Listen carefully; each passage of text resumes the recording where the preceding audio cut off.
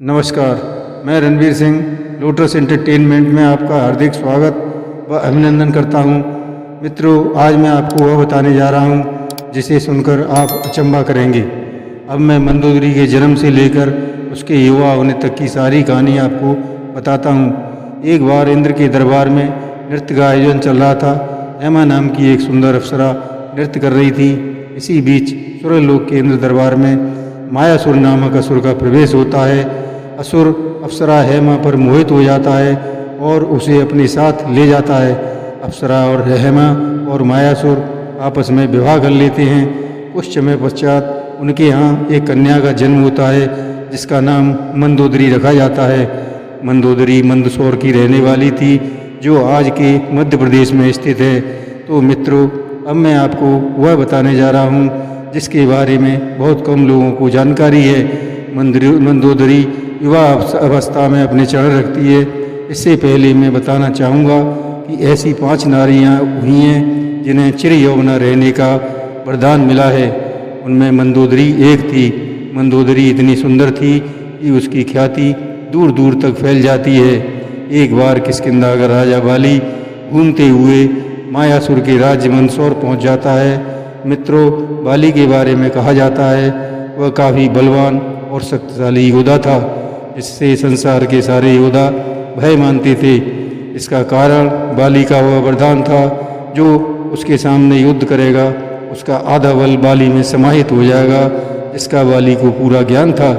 बाली की भेंट पहली बार मंदोदरी से होती है तो वह मंदोदरी की सुंदरता पर मोहित हो जाता है और दोनों में प्रेम हो जाता है, जिसकी वजह से उन दोनों के बीच शारीरिक संबंध स्थापित हो जाते हैं। बाली वहाँ पर काफ़ी दिन रुकता है। इसका कारण मंदोदरी की अनोखी सुंदरता थी। बाली सुंदरता से पूरी तरह प्रभावित था। उस समय पश्चात बाली अपने राज्य किष्किंधा वापस लौट जाता है। इधर मंदोदरी गर्भवती हो जाती है। इसका कारण बाली और मंदोदरी का मिलन था। कुछ काल बीतने के उपरांत वहाँ रावण का आगमन होता है और रावण और मंदोदरी की सुंदरता पर मोहित होता है। अतः रावण मायासुर से विवाह के लिए बात करता है, लेकिन मायासुर रावण के निवेदन को ठुकरा देता है।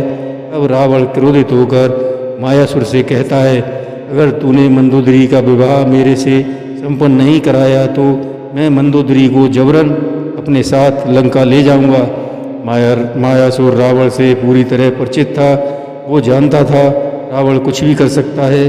मंदोदरी को वह मेरा वध करके भी ले जा सकता है और वह विवाह की अनुमति दे देता है तथा पूरी वैदिक रीत और रिवाज से रावण और मंदोदरी का विवाह संपन्न हो जाता है। अब रावण मंदोदरी को विदा कराकर लंका के लिए प्रस्थान करता है। आगे जाकर जंगल में रावण की मुलाकात बाली से होती है।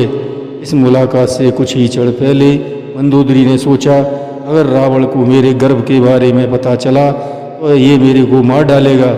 अब मंदोदरी रावण से वार्तालाप शुरू करती हुई बोली, लंकापति, मैंने सुना है आपके हंसने मात्र से स्त्रियों के गर्भ गिर जाते हैं। अगर यह सच है तो मैं उस हंसी को सुनना चाहती हूँ। मंदोदरी के कहने पर रावण बड़े जोर से हंसता है, इससे मंदोदरी का गर्भ गिर जाता है। मंदोदरी उस बच्चे को झाड़ियों में छिपा देती है।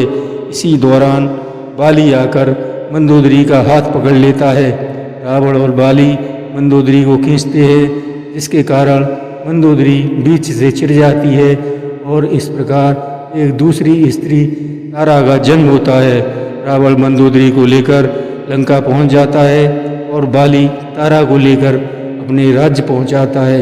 इसी रस्साकसी के बीच बच्चे की रोने की आवाज़ से मंदोदरी रूपी तारा उस बच्चे को उठा लेती है। बाली को पता था कि यह मेरा पुत्र है जो जगत में अंगद के नाम से विख्यात होता है। अंगद मंदोदरी का पुत्र था, इसके लिए ये चौपाई काफ़ी है। अंगद कहे जाऊँ मैं पारा, जिए संशय कुछ फिरती वारा। जय श्री राम।